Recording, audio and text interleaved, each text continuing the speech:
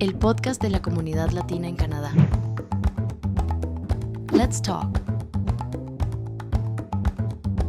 Seguimos contando historias que inspiran de latinos viviendo en Canadá y para mí es un placer enorme hablar con Andrea Pozo, quien está hoy aquí como invitada, porque es terapeuta, mamá, investigadora, mejor dicho. ¿Cómo estás, Andre? Bienvenida. Hola, muchas gracias. Muy bien, muy bien. Gracias por la invitación. Mexicana. Mexicana, sí. Estamos en el Mundial. ¿Qué tal para el Mundial?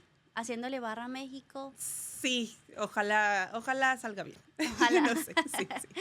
Bueno, André, llegaste a ese país como migrante hace 8 años Sí. a colonizar estas tierras.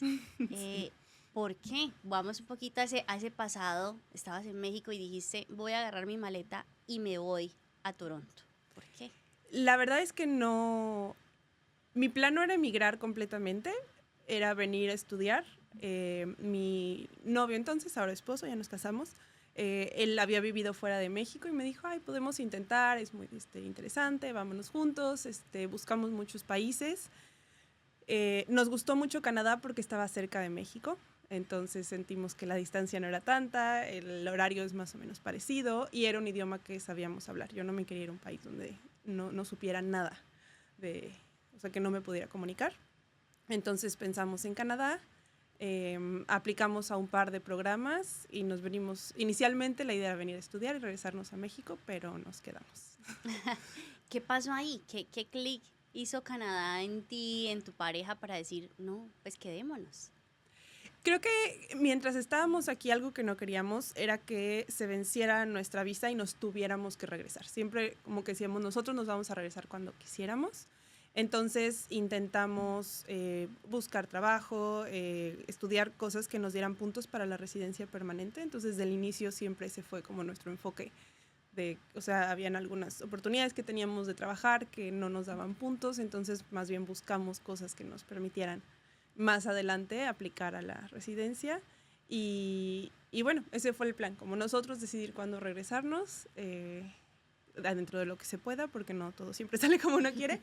Pero sí, y más bien lo hemos ido posponiendo y todavía no tenemos planes de regresar por ahora. ¿Les ha gustado? Además, tu nena nace aquí.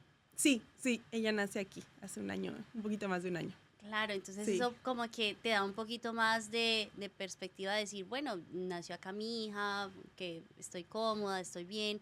Estábamos hablando ahorita del tema de la licencia de maternidad, Sí. que es un año, que son beneficios que no los tienen de pronto mujeres que viven en nuestros países aún y que son tan cortas esas licencias. Y decía yo, físicamente dejar a un bebé de 4 meses, de 2 meses es inhumano. Sí. Siento que nosotros estamos maternando y criando humanos en un país, en un mundo que no está diseñado para criar. ¿Tú sientes eso? Sí, es muy interesante ver la diferencia porque, o sea, entre aquí y amigas que tengo en México, porque por un lado sí tuve yo un año de licencia de maternidad, pero al mismo tiempo no tengo familia acá. Entonces, el tipo de apoyo, el tipo de ayuda que uno tiene también es muy diferente. Pero sí, yo ahora este año también yo sentía, pues es un privilegio muy grande tener un año, podérmelo tomar. Además, como el gobierno apoya ese año de maternidad, digo, en cualquier lugar te lo puedes tomar, pero sin ingresos, ¿no? Aquí que los programas del gobierno te apoyen, sí hace mucha diferencia. Y sí, yo siento que es un tipo de maternidad que disfruté. Bueno, o sea, ese año de maternidad lo disfruté mucho y creo que no solo para mí, sino para mi hija también. Poder estar conmigo en la casa, digo, mi esposo trabaja desde la casa, entonces también él estaba muy presente, pero sí siento que es muy diferente a otras oportunidades que tenemos en otros países. Incluso dicen, André, no sé, tú me puedes corroborar esa información, que el bebé empieza a sentir ya que es un ser individual después de los 8 meses. Ajá, un poco. Un poco, sí. Entonces como que imagínense, de 0 a 8 piensan que todavía somos uno solo, y no están preparados Sí. para dejarse, pero aún así, digamos que la normatividad a nivel de muchos países dice, no, ya, hay que separarse y continuar con la vida.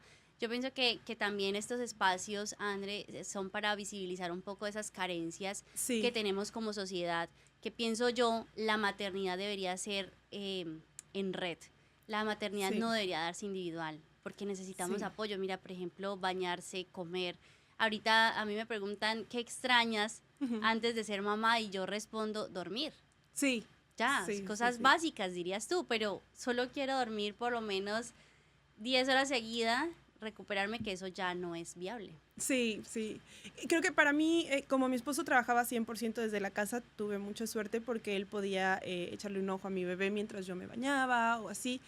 Sí, dormir no, digo, al final él estaba trabajando, no es que estuviera libre, pero sí me daba un poco de flexibilidad si tenía yo que sacar a mi perrita a dar una vuelta y mi bebé estaba dormida, como que no tenía yo esa flexibilidad porque él estaba ahí, pero sí, sin duda, y sabes que no solo durante la licencia de maternidad, sino que yo siento un apoyo gigante ahora que regresé a trabajar, que a veces he tenido que cancelar una cita porque mi hija se enferma o que me tengo que ir temprano al trabajo porque tengo que pasar por ella. Y el tipo de apoyo, la gente está muy acostumbrada. Yo creo que también acá, como no hay una red de apoyo tan grande con familias, no son como los latinos que somos cercanos a nuestra familia, también siento que eso hace que la gente esté más abierta, que uno tiene que atender a su familia y digo, por supuesto que esperan que trabaje y esperan que cumpla con mis horas laborales, pero esa flexibilidad que siento y ese apoyo que sentí cuando regresé, sí, también siento que hace mucha diferencia a experiencias que viví en México, no con hijos míos, pero como, pues sí, que esperaban que una vez que estás de regreso, estés de regreso 100%, y no, al final también es un cambio muy grande regresar a trabajar después de tener un hijo, porque Sí. no regresas a lo mismo que estabas teniendo antes, regresas a lo mismo con una dinámica en casa muy diferente y toma tiempo ajustarse. Dicen bebé pequeño, problemas pequeños, o sea que a la medida que va creciendo, pues eso se va incrementando, no es que mejore, es Sí. que se vuelve más rudo. Sí, sí. Pero bueno, no nos estamos quejando, simplemente No, visibilizando no. cosas que son reales, naturales, de una Ujú. maternidad sin romantizar, más bien real. Me gustan esas maternidades Ujú. en las que uno sí se disfruta mucho a sus Sí. hijos, hay que decirlo. Ujú. Y tú como terapeuta infantil, porque además Ujú. eso, estudiaste en México Sí, y luego sí, sí. viniste acá a hacer un doctorado. Vine a hacer una maestría. Inicialmente vine a hacer la maestría, acabé la maestría, trabajé unos años y dentro de mi trabajo hubo oportunidad para aplicar al doctorado, entonces dentro de eso. Ahorita Ahí estás en estoy en doctorado. doctorado. Ujú. Llegas, mira, André, hay muchas personas que llegamos acá a hacer trabajos de supervivencia, le decimos, Sí, ¿no? sí. Cosas Ujú. que nada que ver con nuestra profesión o con lo que Ujú. nos apasiona hacer. No es tu caso, eres una privilegiada, debes Ujú. saberlo. Sí, sí. Pero llegas entonces, tú eras terapeuta en México, ese era Sí. tu ejercicio Ujú. profesional. Y acá vienes a darte cuenta que existe algo que se llama investigación para trabajar. ¿Y cómo Sí. descubres ese mundo que te atrapa? Pues mucho fue por suerte, un poco también por cómo es el contexto. Cuando vine para acá, yo no sabía que no iba a poder ser terapeuta acá, porque no estoy certificada dentro de Canadá, tendría que haber estudiado otra vez eh, para ser terapeuta y no quería volver a estudiar lo mismo. Entonces yo no sabía que venía aquí a un país donde no podía practicar lo que ya sabía. Entonces empecé a buscar trabajos en todo lo que sonara, aunque sea un poco parecido a lo que hacía en México.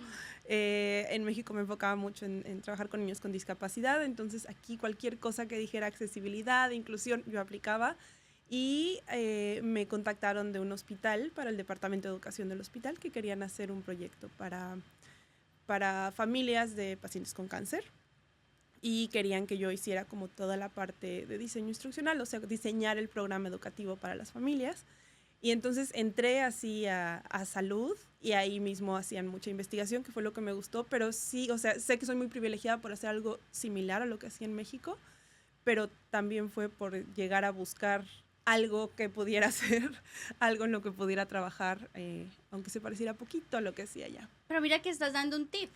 No Sí. es como que uno tenga que centrarse, bueno, yo soy psicóloga, entonces tiene que decir psicología para yo No, aplicar. no, No, no. entonces algo como afín, algo que te vaya llevando y que Sí. finalmente tú mencionabas algo interesante y es que uno tiene unas preguntas de su país, pero cambia de país y las preguntas cambian, Sí, ¿no? sí, Entonces hay sí, que sí. adaptarse un poco a esos Ujú. cuestionamientos, a esos requerimientos que tiene el mundo. En Ujú. este caso, pues un hospital y dirías tú, bueno, yo, ¿qué voy a hacer educación en un hospital, mira, y se abre la puerta Sí.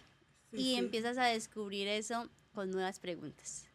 Sí, creo que, algo que sí me ayudó mucho fue, como dices, buscar algo que tuviera algo que ver. O sea, sí, alguna psicóloga que viene para acá, psicología, necesitas también estar una licencia, no sé exactamente qué necesitas, pero hay muchas cosas que las habilidades que tenemos en nuestros países son muy particulares y que aquí se pueden aplicar a algo parecido, no igual, no es el mismo puesto, no es el mismo nombre de lo que hago, pero sí se relaciona de cierta forma. Entonces, sí, yo creo que buscar, o sea, de verdad apliqué a todo lo que dijera eso, aunque sonara súper diferente y bueno, pues me funcionó.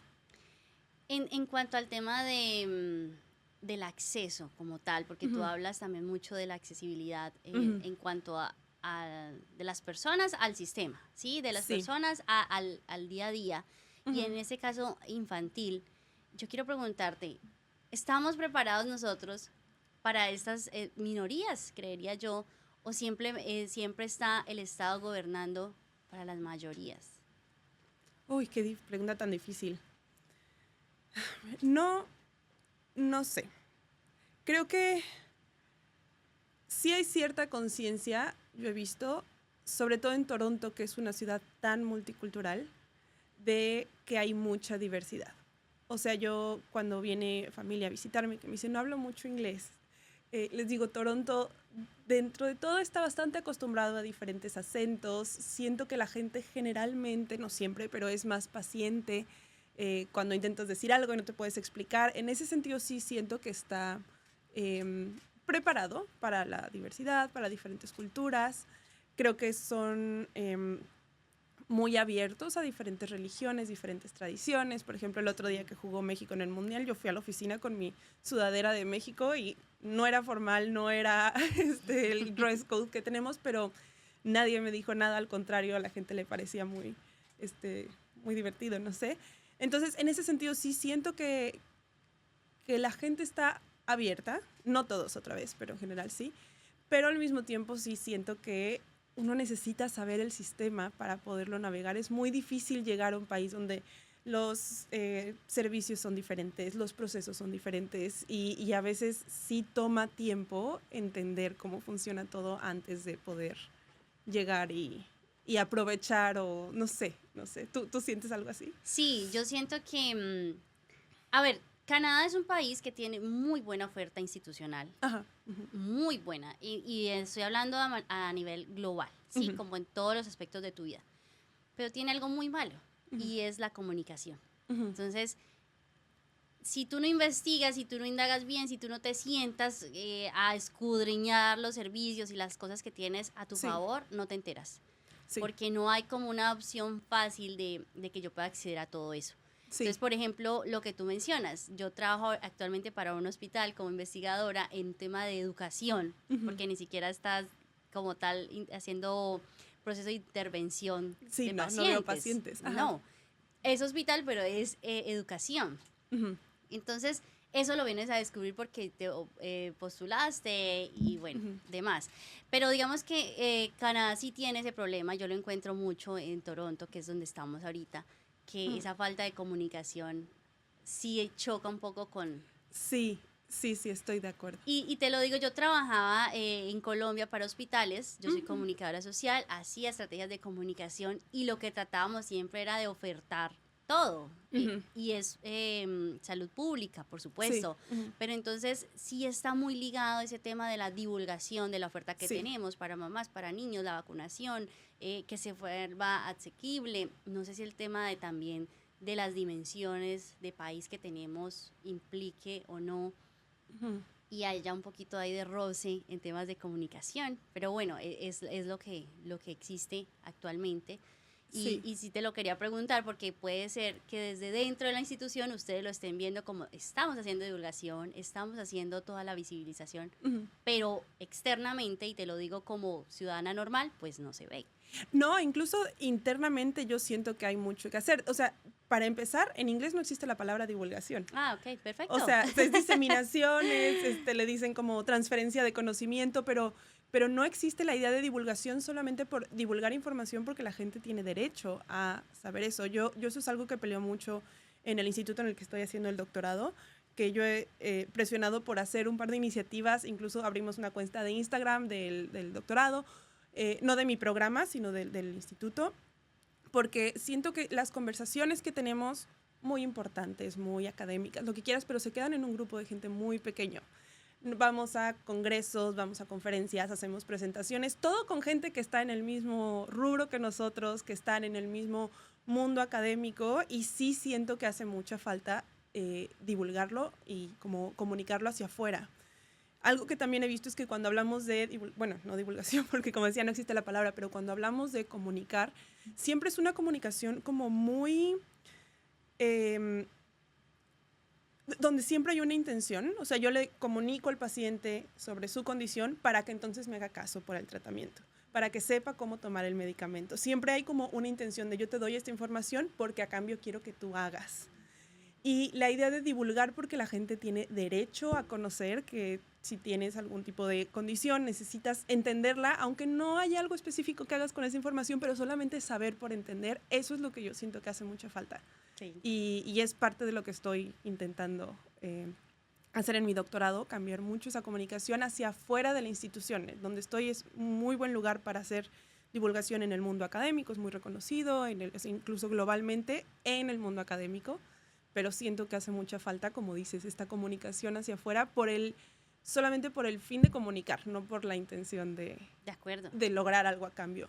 Totalmente de acuerdo, Andrea, y esa necesidad que, bueno, se visibiliza y que de cierta manera uno podría entrar a decir, bueno, aquí estas falencias, ¿cómo poder visibilizarlas? Y bueno, tardará mucho tiempo porque son cosas que tal vez ellos lo han visto, pero no lo han, o sea, se puede ver, ¿sí? Y lo que tú dices, se evidencia, pero hacer la conciencia de que necesito, pues no ha pasado, podría pasar en algún futuro, opciones para futuros comunicadores seguro. de la salud.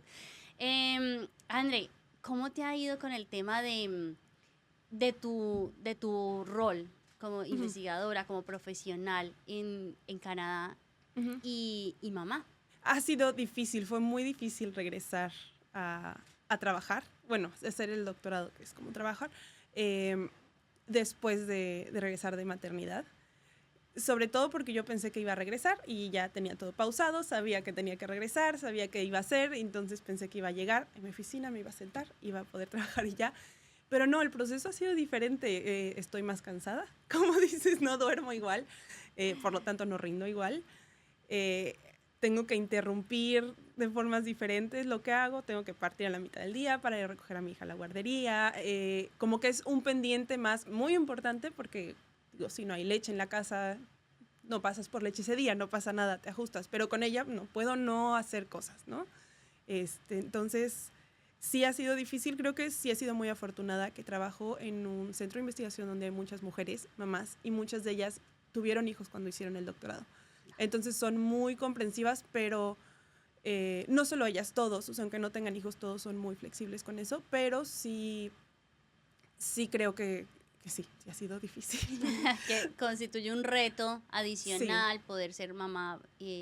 Pero bueno, lo que manifestabas no sería lo mismo ser mamá en Canadá y ser mamá en México. ¿Tú crees que de pronto tu hija en algún momento necesite esa interacción latina y esa conexión y ese amor, ese cariño que solemos ser nosotros los latinos como tan, que nos identifica además, ¿no?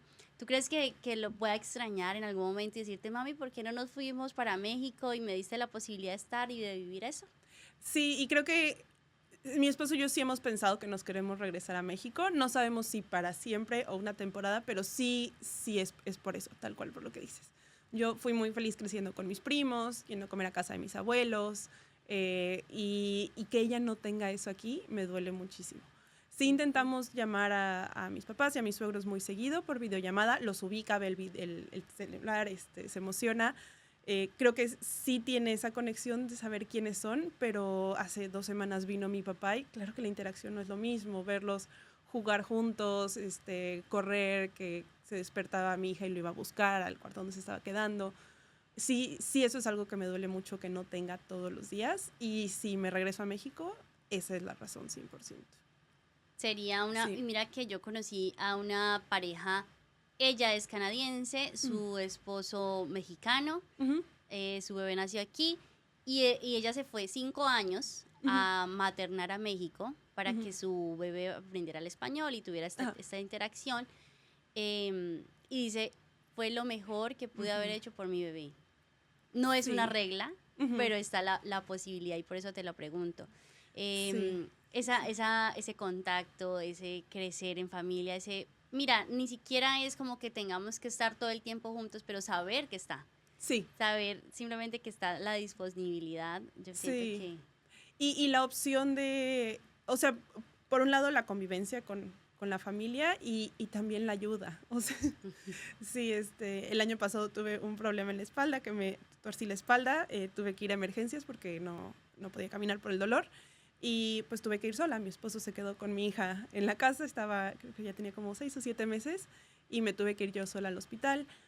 Sí, sí creo que aquí los servicios están hechos pensando en que la gente no tiene ese apoyo, pero emocional, o sea, no necesité que nadie me ayudara en el hospital, no necesité que él estuviera ahí como en cosas prácticas, pero sí el apoyo emocional de tener a alguien conmigo hubiera sido mucho mejor, ¿no? Y saber que en México podría haberle llamado a mi mamá, a mi papá. Claro que también aquí al final uno empieza a hacer esta comunidad, ¿no? Que haces amigos, familia, tenemos familia que en México era lejana, acá se han vuelto muy cercanos.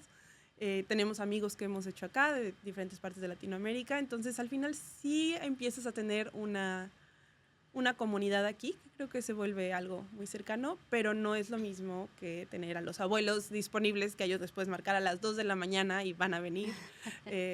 Sí, eso es un poco hace diferente. parte del reto, ¿no? Sí, De todos los migrantes, construir una nueva familia, sí. construir unas nuevas formas de supervivencia, de adaptación. Ujú.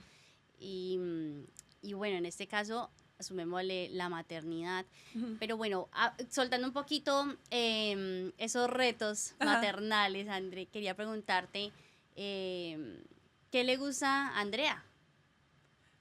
¿De Sí, Canadá? de Canadá, Ujú. de hacer, de las posibilidades que le brinda el país. Y creo que algo que me ha gustado mucho es que justamente como no tenemos esta familia, aquí uno tiene que hacer su propia familia. Y creo que la familia que tengo aquí ahora es gente con quien no hubiera tenido una relación tan cercana en otros momentos de mi vida o viviendo en México. Y estando aquí se han vuelto parte súper importante de mi vida y creo que esa parte del ambiente que te obliga a acercarte a gente que no te hubieras acercado en otros momentos, eso a mí me encanta, ¿no? Tengo 2 sobrinos, son hijos de mi mejor amiga aquí, son mis ahijados y ella la conocí porque somos vecinas y ella es de Venezuela y eso es suficiente para hacer una amistad muy cercana que nos va a durar toda la vida y sabemos que no nos hubiéramos conocido de otra forma si no es porque coincidió que vivíamos en el mismo edificio, teníamos perros que sacábamos a la misma hora y, y tenerla a ella me ha cambiado la vida y entonces esta parte que te obliga el ambiente a acercarte a otros creo que es algo que me encanta de vivir acá. Ya, mira lo que Ujú, mencionas. No, o sea, no necesito nada más para que esto sea eterno ujú, aquí en el ahora, ujú. porque la eternidad es esa, o sea, el Sí, presente, ujú, no está nada más asegurado. sí. Eh, Quería también preguntarte, André, ¿cómo haces tú con el tema de investigar en Canadá? Ujú. ¿Qué tan fácil es o qué tan difícil es el tema de la investigación aquí en ese país? Creo que me cuesta trabajo compararlo con México o con Latinoamérica porque como no hace investigación allá, no sé si es más fácil, más difícil, no sé qué es diferente y qué es igual. Eh, Creo que algo que me ha costado mucho trabajo es justamente esto de entender, o sea, hay cosas que he ido entendiendo con el tiempo que siento que hay gente que es de Canadá que ya sabe, que yo no sabía. Pero creo que también hay muchas oportunidades, muchos servicios. Hay que aprender. Sí toma tiempo aprender, pero una vez que entiendes y que encuentras a esta gente que está dispuesta a enseñarte, yo he sido muy afortunada que donde estoy, la gente está muy dispuesta a sentarse contigo y decirte, no, esto funciona así, así, así, esto lo deberías hacer de esta forma. Y gente de esos son latinos, ¿no? Mm, Mariana Arteaga, que fue administradora del centro donde estoy, ya se jubiló, pero ella fue súper clave cuando llegué al centro. Me llamó por teléfono, yo soy de Ecuador, te voy a explicar qué tienes que hacer, me presentó a la gente. Entonces, eso lo ha hecho muy fácil. Pero en general en investigación a mí me ha gustado mucho. Creo que hay muchas oportunidades de aplicar a tanto becas como financiamiento para hacer tu investigación. O sea, una cosa es la beca que te dan a ti como un salario para ti para hacer investigación, y otra cosa diferente es que te den fondos para que tú puedas hacer investigación. Por ejemplo, yo voy a entrevistar gente para mi doctorado y me dan fondos para poder pagarle a la gente que voy a entrevistar por su tiempo. Entonces ese no es un salario para mí, pero es salario que puedo usar para comprar libros, para eso. Entonces en eso hay muchas oportunidades. Otra vez, toma tiempo entender, aplicar, que te acepten, pueden ser meses. Supongo que así es en todos lados. Estos procesos son largos, tienen que revisarlo, aprobarlo. Pero sí, en eso yo siento que hay muchas oportunidades. Tú mencionabas algo al inicio y era que dominabas el idioma, por lo menos para venir, para estudiar, para empezar una vida acá, y eso hace una comodidad. Pero no es lo mismo un idioma conversacional, un inglés conversacional, a un inglés académico, y en este caso, pues, a una escala de doctorado. ¿Qué tan difícil puede llegar a ser, o qué tan limitante puede llegar a ser no tener ese inglés tan perfecto? Y lo digo para que la gente que nos está escuchando diga, no, sí, o sea, definitivamente lo tengo que pulir, o definitivamente me lanzo y en la medida del tiempo, pues eso se irá perfeccionando. Mira, yo creo que el inglés nunca va a ser mi primera lengua. Puedo sentirme muy cómoda hablando en inglés, presentando en inglés, pero me siento más cómoda teniendo esta conversación que cualquier conversación que tengo en el doctorado. Pero sí es algo que uno aprende. O sea, creo que cuando empecé me costaba mucho trabajo. Las primeras clases yo decía, ¿qué hago aquí? Los artículos que leía, o sea, y soy muy afortunada, tuve una formación en inglés en México incluso, entonces llegué con buen nivel de inglés. Ya. Y aún así leía cosas y decía, es que no entiendo nada. Después hablando con amigos aquí, que su primera lengua es el inglés, ellos tampoco entendían. O sea, la parte del inglés académico es difícil porque es académico, no porque es inglés. Entonces sí toma tiempo, sí creo que el esfuerzo que he tenido que poner yo para entender cosas en otro idioma, para practicar en otro idioma, es más del que han tenido que poner otros compañeros que hablan inglés de primera lengua, pero sí creo que se puede, y creo que la forma de hacerlo es estar ahí y aguantarte y no entender nada y seguir, y poco a poco lo empiezas a desarrollar. Algo muy interesante que me pasa ahora es que las cosas que he aprendido en inglés ahora me cuesta trabajo de explicarlas en español. Entonces las presentaciones de temas que he aprendido en el doctorado, de clases, teorías, nombres, como incluso terminología que he aprendido, tengo que buscar en Google cómo traducirlas al español porque no me sé esos términos en español. Entonces, al final creo que con el tiempo, y a ver, llevo 8 años, yo esperaría que para ese momento ya mi inglés fuera mejor que antes, pero sí creo que necesitas, más que tener un muy buen nivel de inglés, tener la paciencia y presionar para estar ahí, no entender al principio y poco a poco ir mejorando y entendiendo con el tiempo. Constituye sí ese reto, pero es que además también cuando uno empieza algo nuevo, así sea en tu lenguaje, en tu idioma, pues los términos cambian, ¿no? Claro. O sea, hay un vocabulario diferente que requiere a veces investigación, entonces como que lo aprendes en el idioma que es, porque ahí fue que lo investigaste y lo descubriste. Si no te hubieras expuesto a ese doctorado, pues no lo hubieras identificado nunca. Sí, y también creo que cosas como justo el término divulgación, que no existe en inglés, eso a mí me permite llegar al doctorado con una idea que la gente aquí no se había preguntado, ¿no? O sea, cómo estamos divulgando también la idea de cultura general, que en México es muy común, no sé si en otros países también, pero cultura general, que es conocer por conocer.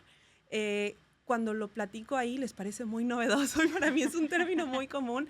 Entonces, al final eso que de cierta forma es una desventaja, en algunos momentos es una desventaja que yo no estoy tan familiarizada con unos términos, en otros momentos es una ventaja porque me permite traer ideas que no todos han pensado, que para mí son cosas con las que crecí, ideas con las que estoy muy familiarizada por no ser canadiense. Mira, no dar por sentada información. Puede ser que para lo que nosotros sea normal, pues lógicamente si estamos haciendo un proyecto y descubriendo esto tan importante, lo lógico sería comunicarlo, informarlo, divulgarlo. Y si no pasa, entonces para ellos va a ser como wow. Sí, no. sí. ¿no? Sí, De creo cierta que eso manera. sí ha sido interesante para mí aprender eso, que hay cosas que para mí son muy obvias. O también algo que he visto mucho es eh, como el contraste, o sea, la gente que nace y crece en Canadá, aquí mucha gente se muda de ciudad y entonces no todos han nacido en Toronto, pero han nacido y crecido en Canadá, aunque también conozco mucha gente que ha nacido fuera, pero conocen el sistema de Canadá y hay ciertas cosas que yo puedo ver o que digo, no, pero es que no tiene que ser así, ¿no? O sea, no tiene que ser como le están diciendo y la prueba en que no tiene que ser así es que en mi país es diferente. Y eso permite que la gente vea como, ok, hay otras formas de hacerlo y creo que eso es algo que yo aporto que no podría aportar si estuviera haciendo, si hubiera crecido yo aquí. O Sí. sea, que es la ventaja que yo traigo como alguien que viene de otra cultura, de otro país, que Es que puedo ver cosas que ellos no ven. precisamente, Andrea, eso es lo rico del multiculturalismo, Sí. ¿no? Que te permite entonces, y que la ciudad sea abierta a eso, que el país sea abierto a eso, le permite que sea potencia también en muchos aspectos. Sí. Ahí sí, está. sí. Tú eres terapeuta de niños para el tema del lenguaje. Lenguaje y aprendizaje. Lenguaje y aprendizaje. Sí. Y si, por ejemplo, alguien quisiera estar interesado, porque en tus redes sociales sí hay mucha información acerca de eso, porque en Toronto no puedes ejercer como tal y hacer una terapia oficial, porque no estás, digamos que legalmente para Toronto.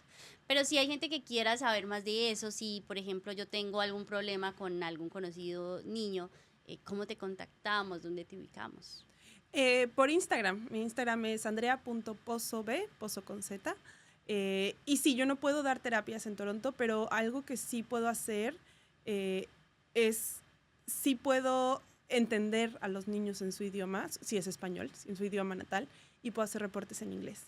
Eso he visto que me ha pasado con gente que conozco acá, que viene de otros países, que a los niños los evalúan en inglés. Y los informes que hacen es pensando en niños en inglés, pero pues si en casa están hablando un idioma, si son inmigrantes, que pues claro, todo su mundo es en español, menos en la escuela, el nivel de inglés no va a ser igual y eso no es malo, ¿no? Un poquito como contexto, mucho tiempo en la terapia de aprendizaje se pensaba que los niños bilingües tenían retraso en el lenguaje, porque no importa en qué lengua los evalúes, van a estar atrás que sus compañeros, ¿no? De la misma edad. Pero ahora más que verlo como que están atrasados en lenguajes, estamos evaluando niños bilingües con pruebas de niños monolingües. Y entonces, más bien las pruebas no son válidas. No hay pruebas que evalúen bilingüismo de la misma forma que evalúan un solo idioma y hay razones metodológicas para eso en lo que no me voy a meter. Pero sí muchas veces creo que algo que hace falta es como ese brinco, esa transición de un país a otro. Entonces, lo que yo he estado haciendo en los últimos años es poder ver a los niños en su idioma natal, poder hacer una evaluación informal, o sea, no aplico pruebas, pero puedo hacer reportes en inglés. Y con esos reportes mi intención es que las personas que hablan inglés puedan saber cómo está el niño desarrollándose en su idioma natal, para que así puedan ver qué tipo de apoyo necesita o cómo va, porque también para la gente aquí es difícil entender qué necesita un niño si no están hablando su idioma natal. ¿Y yo cuándo podría tener esos síntomas de alarma de que mi hijo necesita este tipo de evaluación? Y evaluándolo en mi idioma, o sea, para saber su convivencia y su desarrollo normal, ¿yo cuándo podría? O esos tips. Pues muchas veces en la escuela es donde te van diciendo como, estamos viendo algo, creemos que necesita ayuda. Entonces, un indicador puede ser, si en la escuela te están diciendo que quieren evaluar, puede ser eso. Otro es si en el país del que vienes ya estaba teniendo algún tipo de terapia o algún tipo de apoyo extra, seguramente lo va a necesitar también acá y entonces puedo ayudarte con esa transición. Pero sí, o sea, creo que también los papás sabemos, o sea, también creo que hay mucha parte como de queremos que nuestros hijos estén bien y todos queremos que estén hasta arriba en las calificaciones y todo eso. No, yo no creo que sea necesario. Los niños son niños, no pasa nada si no les va bien en la escuela de muy pequeños, pero si los niños están empezando a frustrar, si no les gusta ir a la escuela, si ves que no están disfrutando aprender, puede ser que necesiten ayuda, no necesariamente terapia, pero sí hay algunas cosas que podemos hacer para echarles la mano y hacerlo más fácil. Entonces creo que esos serían algunos de los indicadores. Si el niño no está disfrutando la escuela, si la escuela nos dice o si tenían tratamiento en su país de origen. Ah, ok, no importa la edad. Eso va No importa la edad, dependiendo, incluso sí. con adultos también. He hecho un par de trabajos así con adultos también. Mira, de que lo acuerdo. necesitan. Bueno, son datos importantes porque Ujú. si tengo, por ejemplo, un conocido, Ujú. sus hijos, uno como de 10 y otro como de 7 años, Ujú. el menor se adaptó súper rápido, entonces como Ujú. que llegó a la escuela y a la semana ya estaba interactuando, pero Ujú. el de 10 sí le costó y Ujú. necesitó este tipo de ayuda Ujú. para decir como, bueno, ¿qué está pasando? Y valoro mucho que lo menciones, André, desde el término ese bilingüismo. Porque mira, Ujú. yo tengo que hacer el switch. Incluso Sí, cambio hasta de personalidad cuando hablo en inglés a cuando hablo en sí, sí, español. sí, Y eso está, yo creo que está escrito por ahí en algún libro de que la sí. personalidad, uno sí siente que uno cambia el Ujú. tono de la Sí, voz. el tono de la voz. Yo también siento que cambio. En español siento que tengo un poco más de humor negro, soy más sarcástica. En inglés me da pánico decir algo que no se entienda bien, que no se entienda que es broma. Entonces la gente piensa que soy más seria, pero es más bien por el cambio de idioma. Te cambia la personalidad, sí, seguro. Inmediatamente, Ujú. claro. Entonces imagínate, si lo vivenciamos nosotros con, como digamos, con esa conciencia de Ujú. lo que estoy haciendo, lo que estoy queriendo hacer. Ahora un niño que está tratando de entender en Ujú. dónde estoy, mi familia, quiero jugar, pero no me entienden, hablan rápido, la situación se puede Sí, poner tensa. Ahí es que están sí. entonces los especialistas como tú, André, por eso Ujú. valoramos mucho esta conversación, Gracias. porque como mamá migrante, como Ujú. mamá de bebé ahorita, como además como investigadora, como profesional en el tema, pues tienes las herramientas para poder ayudar a gente que está escuchando y diga, ¡ay! Yo sé con quién tengo que hablar, con Andrea, Sí. para esa adaptación y esa guía Ujú. que se pueda pues dar en algún momento. Sí, y para los niños es difícil porque no solamente es el idioma, sino también es la cultura, ¿no? Llegar a una escuela que funciona diferente, las clases son diferentes, no solamente es el idioma, entonces sí, esa transición puede ser bien difícil. Sí, y no frustrarse, ¿sabes? El Ujú. tema de que los papás siempre queremos, y también valoro que lo mencionas, Ujú. queremos al hijo perfecto, que no hayan quejas, que hable bien, siéntese derecho, Ujú. pórtese. Siempre tenemos una idea de niño, de bebé, de Sí. hijo, pero bueno, que nace con la personalidad. Yo pienso que un niño nace con personalidad, que Ujú. vamos moldeando cositas, que se van educando cositas, Sí, pero de que acuerdo. naces con personalidad, naces con personalidad, ¿o no? Sí, yo también creo. Si yo veo a mi Sí. hija y digo, como esto, así es ella y no, hay Sí. niños que se frustran más rápido, niños más pacientes y puedes enseñarles a tolerar esa frustración, pero la personalidad ahí está y nos pasa también como adultos. André, tenemos un regalo Sí. para ti por haber tenido el tiempo de venir por acá, mira, un recordatorio. Ay, qué linda esta foto. Y yo creo que tu estación favorita podría ser, Ay, ¿no? sí, sí, ¿Cuál es tu me estación? encanta sí, el otoño, El sí. Ay, qué lindo, otoño. muchas gracias. Qué bonito, Em, muchas gracias. un poco, ¿te conecta a la naturaleza? Sí, eso es algo que me encanta creo que todo Canadá es así, pero no he vivido en otros lados, pero de Toronto que estar afuera no es tan ciudad, ¿no? O sea, el otro día había un coyote caminar en mi jardín, que en la mañana nos despertamos y había un coyote en mi jardín, hemos visto mapaches, así como todos estos animales y naturaleza tan cerca de la... Conejitos, ¿no te han llegado? Conejitos sí, miles, Sí, sí, sí. Ya, sí. ya ni me sorprenden porque todo el tiempo, pero sí, sí, esa naturaleza y el otoño es tan bonito. O sea, los Perfecto. colores son increíbles, sí, Sí. sí, sí. Queremos que te Muchas lleves gracias. ese recuerdo. ¿Cuándo fue esa Gracias. foto? ¿Es en Toronto? Sí. Es en Algonquin, que está cerca de Toronto. Ah, sí, el parque. El parque es un parque nacional, está Sí. como a, 4 ¿qué horas. será? Sí, como 3 o 4 horas. Mm. Y estoy pensando, fue 2021 o 22, porque fue antes de que naciera mi hija, antes de que yo estuviera embarazada, entonces tuvo Cuando que haber sido- dormías. Cuando dormía, exacto, cuando podía salir a caminar sin decir, por favor, café. Sí, sí, sí. Ya veo. Sí, André, pues qué bueno, mira, ese es un regalo para ti, para que siempre gracias. vuelvas a tu centro, que no se te olvide, digamos, que esa conexión con uno mismo. Gracias. Yo tengo una frase y no sé si la compartes, pero mamá feliz, bebé feliz, Sí. y hay que partir de eso. Si Sí. mamá está bien, bebé va a estar bien, no importa las condiciones. Después de que te vea bien, Sí.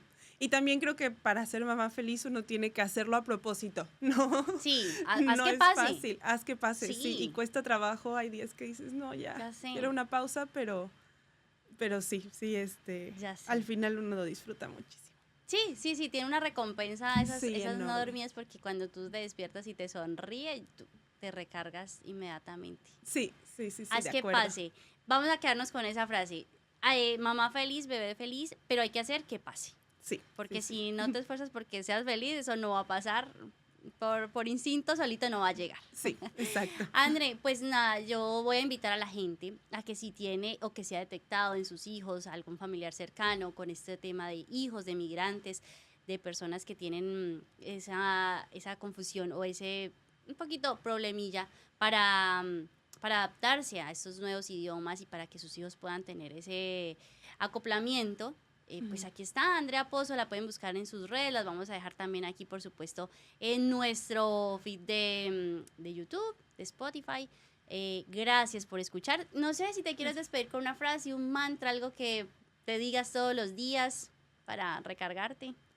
No, creo que, no sé si una frase, pero un pensamiento que sí es difícil estar lejos de casa, pero creo que nos suma mucho también lo que podemos hacer en otros lados. Cada país es diferente, ningún lugar es perfecto, pero la experiencia de estar fuera, de que el ambiente te obligue a hacer cosas que no harías en tu país natal, creo que eso al final en la vida suma mucho. De acuerdo, todo te Sí. suma. Todo lo que suma. vas a aprender diferente seguramente te va a servir en cualquier momento de la vida. Y hoy tenemos una investigadora que jamás pensó que iba a ser investigadora y ya está haciendo investigación. Sí. Seguramente nos vamos a ver en otra oportunidad, Andrea. Esta es tu Claro casa que cuando sí. gustes. Muchas gracias. A ustedes gracias por ver, por escuchar este episodio. Yo soy Mónica Salazar. En la producción estuvo Andrés Figueroa. En la postproducción de este episodio, la agencia Strap. Bye bye.